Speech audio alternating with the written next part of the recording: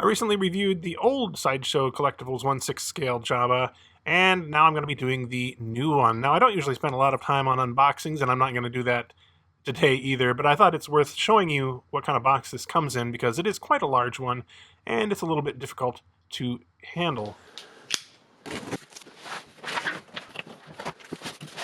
In the top of the styrofoam, you have lots of little compartments for various parts of the figure. They seem to be fairly well stored there. And then on the bottom, you have Jabba and the throne itself kind of wedged in together.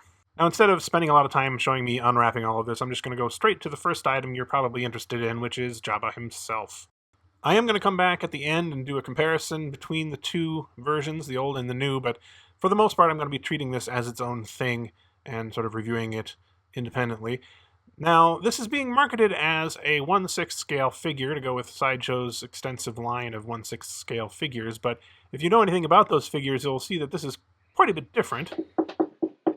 Unlike many 1/6 scale figures that are made of plastic or rubber, this is made out of a hard resin or something similar like that. You can see the tail, the way it's sculpted, is kind of curved up like this, so you can't even really have him sit on a flat surface. He's made to go on the throne and nowhere else. If we look closer at his sculpt, you can see that they've done a great job of capturing a lot of the detail that we expect from a Jabba figure, and overall it is a very impressive sculpt. I would say it has a little bit of a cartoony aspect to it, maybe a little bit of a caricature, just a tiny bit, but that's not really a problem for me. If you were to compare this with the actual puppet from the movie, I think you will find some differences. But overall, this sculpt screams Jabba to me, and I think it does a great job of capturing him as a character. The paintwork is also great. You've got very, very realistic looking eyes for Jabba. I think these are probably decals rather than being hand painted, but still they look very impressive. And the paint job as a whole just looks fantastic. They've combined the oranges and yellows with greens and browns and reds to really make an attractive coloration here for Jabba that I think is pretty close to what the color scheme was on the actual puppet.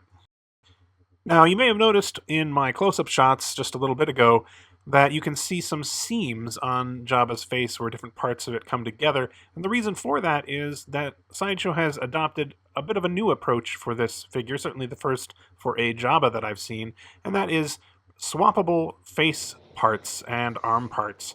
So you can actually take off his eyes, for example, which are held in place by magnets. Here's a good close-up of those eyes, by the way, and just replace them with others, as I'll show you in a minute. Or you can remove his mouth completely, and you end up with a completely terrifying Jabba.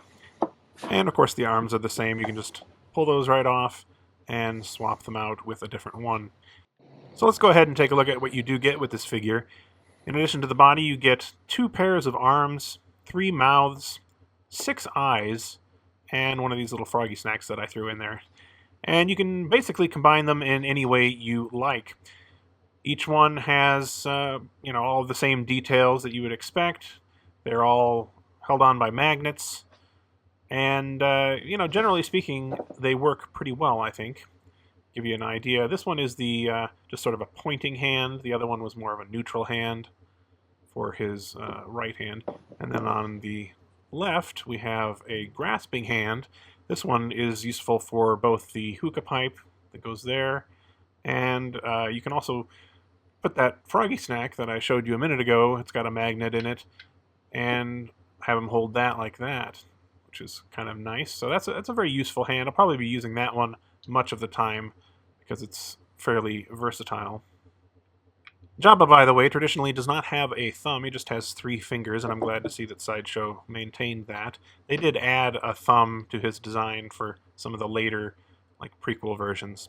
This one here, of course, is just a neutral hand as well.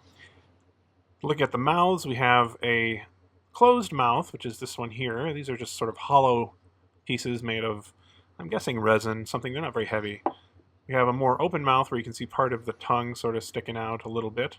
And finally you have this completely over-the-top version with the tongue sticking out and drool coming down. It looks a little bit odd the way the drool has been sculpted here, kind of a little bit too uniform, but we'll see it in place in just a minute. As for the eyes, as I said, we've got 6, but they can be mixed and matched in various combinations. We've got this wide open one, 2 of those. Could be used maybe when Jabba's surprised or angry. We have more of a neutral one where it's just sort of open. And the final one is a mostly closed eye, which allows you to replicate the scene where Jabba is sleeping, or, just have him sort of winking one eye as well. They have some marks on the back that are supposed to tell you sort of which is which side is which. I don't really think it's necessary that much, though. You can tell just from the shape which goes where, I think. I'm sure you're interested to see what a lot of these will look like in place, so let's go back to our friend Nightmare Jabba here and put some of them on.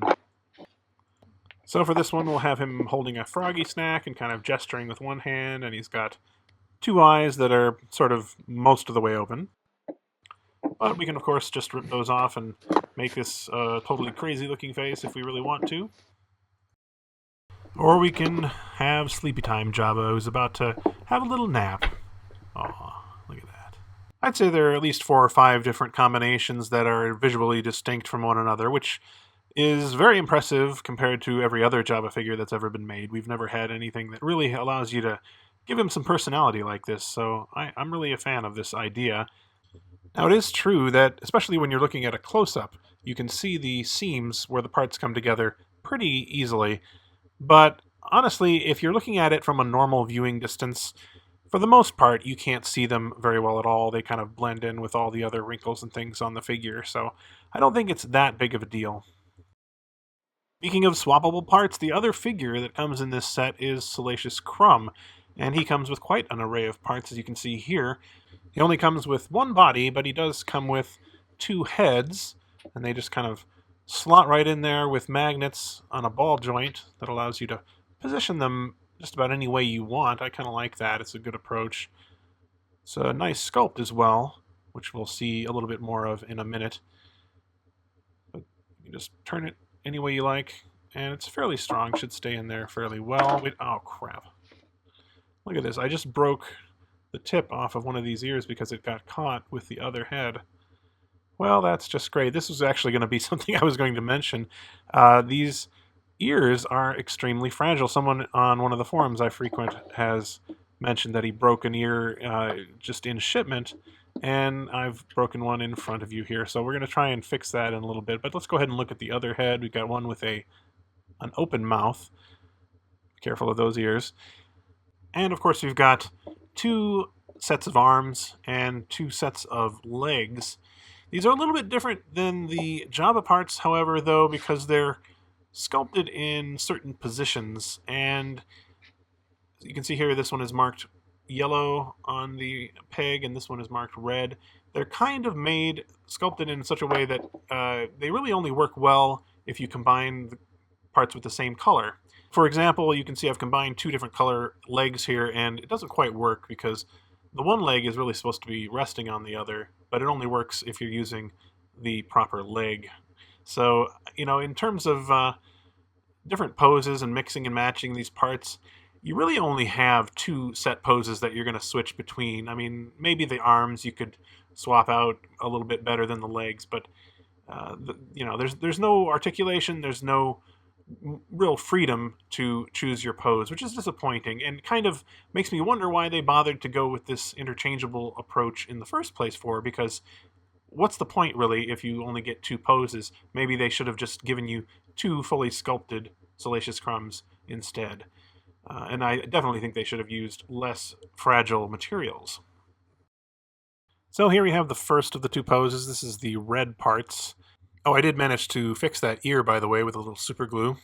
And, looking at it right now, this is actually a really good sculpt and quite well painted as well. I'm impressed with it. I just kind of wish they had handled the interchangeable parts differently. And next we have the yellow parts used together. This one has one leg kind of dangling down, so you're supposed to have it, I think, on the edge of the throne. And then, just have him sitting on the pillow as usual. There's not a huge amount of difference between these 2 poses, but it's nice to have a little variation, I guess. So we've got all these parts to choose from, and that's great. But the thing is, you kind of need someplace to store them. You can put them in the box that they came in, but that box is huge, and I just know that if I put them there, I would end up never using them. So I bought one of these blocks of pick and pluck foam off of Amazon. So it's got all these pre-cut sections of foam that are still partially connected to each other, and you can just pick out the ones that match the shape of the item you want to protect and just put them in there like that. It works really well. And of course, since you're going to be using one set of parts at any one time, you're going to have one mouth on Jabba, for example, you don't need to store all of the parts, just the extra ones. So I found that this size of foam worked just perfectly for everything, including the little froggy snack. I think having it like this will make it much more likely for me to want to actually switch the parts. And finally, we get to the throne itself, which is quite an impressive piece. You can see here on the bottom, it's got kind of a lip here. It's got a little platform that it's resting on, which is different than some thrones I've seen. If you lift it up, which many people may not even do, you can see on the bottom they've put this really cool artwork, which is a nice touch that they put on a lot of their more recent pieces. The surface of the throne looks a lot like stone in terms of its texture and also its coloration. Got a lot of variations in color, like kind of grimy looking stone, but nothing too artificial looking. The throne gargoyles look quite good with actual metal rings in their mouths and a fairly realistic looking sort of patinaed metal look. The metal rings, when you get them, will probably be rotated around so that you can see this join here, and you're going to want to turn that around so that it's hidden up inside the mouth. But aside from that, no real problems, I think. You just want to be careful of the teeth as usual. The throne railing also looks a lot like real metal. Now this is permanently attached to the throne, I believe.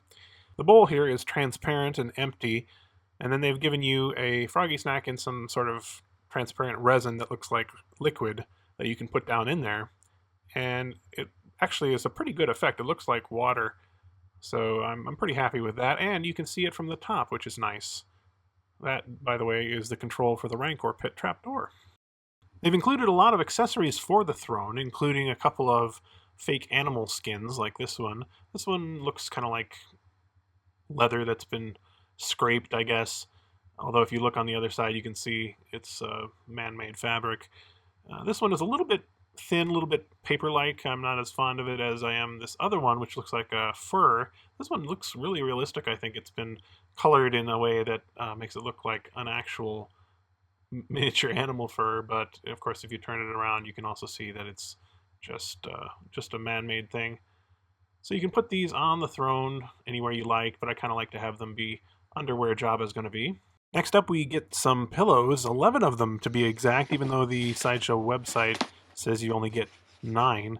And they come in a variety of styles and shapes and sizes and fabrics and so forth. All of them have inside a little sachet of beans or, I guess, pellets of some kind. And it's a good thing that they do that, because if they were filled with some sort of batting or something, they wouldn't sit in a believable way. You can sort of pose these, as you can see, especially with this big one. You can sort of have it up against Jabba or have Salacious Crumb sitting down on it, and it looks much more believable as a miniature pillow. These are kind of a lot of fun because you can just decorate the throne any way you want, put them anywhere you like, and even change it up once in a while. It also comes with this set of 3 cups and a little plate of food. They seem to be made of some kind of hard resin, I guess, or maybe plastic. Not a lot to say about them really, but they do add a little bit when you put them on the throne. Finally, we have the Hookah Pipe. The paint on this one is pretty good looking. It looks like metal, especially if you look at the bottom here, a very reflective surface there. And the dome or globe itself is actually transparent. As you can see, it's got a little bit of a water and smoke effect. It's not the best I've ever seen, but it's not bad. And of course it has the transparent hose leading up to the pipe itself. Now this pipe actually comes into 2 pieces. This top part here, that's kind of the mouthpiece, separates from the handle. And I guess that's to allow you to more easily get it into Jabba's hand. Although I found that you can actually just sort of snake it in there without too much trouble if you do it like this. That little hook there on the end is supposed to rest up against his 3rd finger, And it's still a little bit tricky to get him to hold it properly, but you try it a few times, you can get it right. And there you go. So once we add that to the throne, and of course Salacious Crumb and Jabba himself and all his little parts, we have the completed 6-scale figure environment. Before I give you my final verdict on this product, I want to go back and compare it to the previous version that I reviewed recently, maybe to give you a little perspective on how the two of them stack up against each other and whether the new one might be worth getting even if you have the old one. These are actually pretty difficult to photograph side by side, so this is the best I could do, but you can see here that the thrones themselves are identical in size, essentially, but the new Jabba is quite a bit bigger, at least noticeably bigger, I would say, than the old one was, and his proportions are a little bit different as well. I'll have to rely on the magic of Photoshop for some of this comparison, but anyway, while it was very limited in its articulation, the old Jabba was actually an action figure and could be played with or posed. It's made of vinyl, so it's not going to get hurt, whereas the new Jabba is made out of a fragile material that really won't stand up to play or posing. It's really just a statue made for looking at or to be used as an accessory, I guess you'd say, for your other 1/6 scale figures. I think you can argue that the original Jabba figure is almost the perfect sculpt in terms of representing the Jabba puppet from Return of the Jedi as it actually existed. The new version is a bit more of a caricature. It has a bit more exaggerated features, I think, but on the other hand, it has a lot more personality. That's partially because of the way it's sculpted and partially because of the additional features like the swap out facial features and hands and so forth. While we're making comparisons, we should definitely compare the two versions of Salacious Crumb. Now, of course, the original throne did not include Salacious Crumb, but you could get him as part of a creature pack. I think the new version is a better sculpt, probably better paint as well, more detailed. I think personally I prefer the closed mouth sculpt, the one that I broke the ear off of, but they're both pretty good. Of course, one advantage that the old version has is that it's made of basically a rubbery plastic, and you're not going to have any problems with breakage, probably, unless you're really rough with it, as opposed to the new one, which breaks if you just look at it wrong, apparently. I can see how someone might prefer the sculpt of the original Jabba if you really just want to replicate the puppet that we saw on screen in its exact details. The problem is, of course, that the paint job kind of ruins it. The paint on the new Jabba is basically superior in every way, and that also extends to the throne and the accessories and so forth. The paint job on the throne of the original Jabba just kind of plain, and there's not a lot on there really, and what is there seems kind of obviously airbrushed, whereas the new throne has lots of different colors applied well, doesn't look too airbrushed, appears to be sort of hand done, and as a whole, it looks a lot better. It just looks like a higher end paint job. Of course, any comparison also has to include the matter of price. The original Jabba cost $120 plus $200 for the throne and maybe $30 or so for Salacious Crumb. So we're talking maybe $350. And the new Jabba is about $800.